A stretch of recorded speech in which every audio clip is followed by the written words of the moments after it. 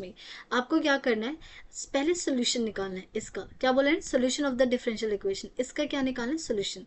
So x d y minus y d x is equals to 0। मैं इसे blue में change कर, इसका क्या निकालना है, डिफरेंशियल इक्वेशन सॉल्यूशन निकालना है। तो कैसे निकालते हैं, आपके सिलेबस में से वेरिएबल सेपरेबल मेथड है, ठीक है, तो वही अप्लाई करते हैं।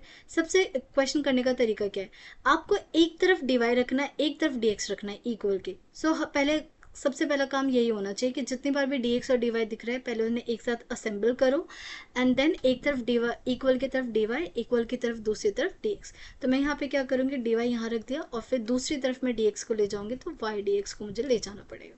अब जहाँ पे अगर dy है तो वहाँ पे x नहीं दिखना चाहिए, जहाँ पे dx है वहाँ पे y नहीं दिखना चाहिए, तो उनको अलग कर दो।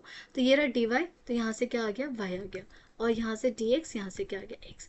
क्या अब हर तरफ आपने वेरिएबल सेपरेट कर दिया, तभी इसका नाम वेरिएबल सेपरेबल होता है।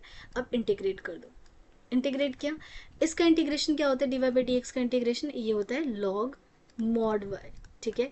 इसका क्या होता है, लॉग मॉड एक्स।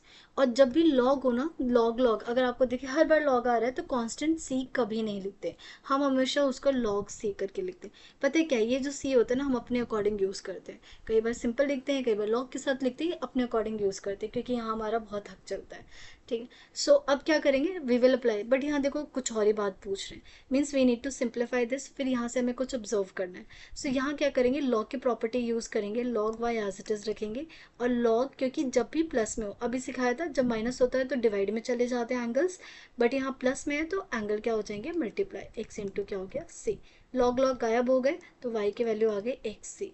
अब आपको इस सोच के बताना है ये जो इक्वेशन है ये किसकी होगी। अब अगर किसी को सर्कल, पैराबोला, स्ट्रेट लाइन की इक्वेशन का अंदाज़ा नहीं है तो वो यहाँ तक तो पहुँच जाएगा, पर ऑप्शन में